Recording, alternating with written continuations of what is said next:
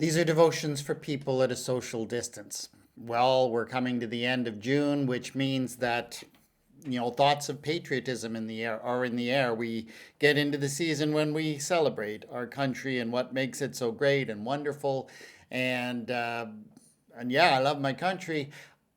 And yet, this year, things feel a little bit different.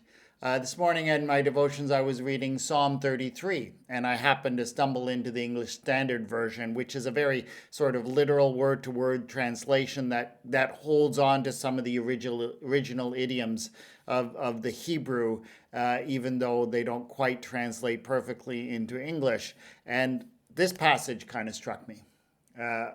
Psalm 33, verse 12. Blessed is the nation whose God is the Lord, the people whom he has chosen as his heritage. And, that's the kind of idea that we often bring out at this time of the year. Oh, we are a nation under God, and that we enjoy God's blessing. And we do enjoy God's blessings, absolutely.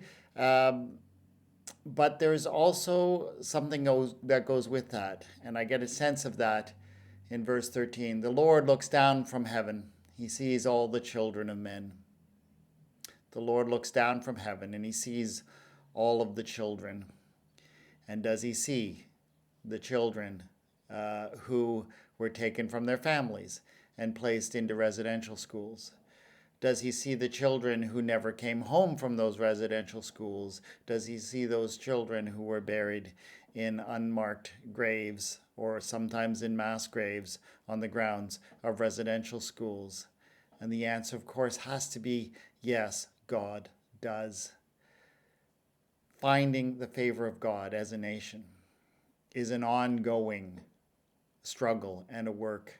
It's not something that is given and that we simply enjoy. It is how we live up to what God has called us to be in the world.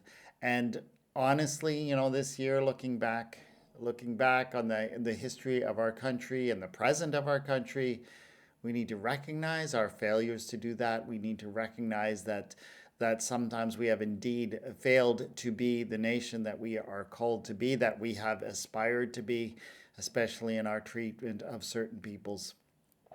Doesn't mean there's nothing to celebrate.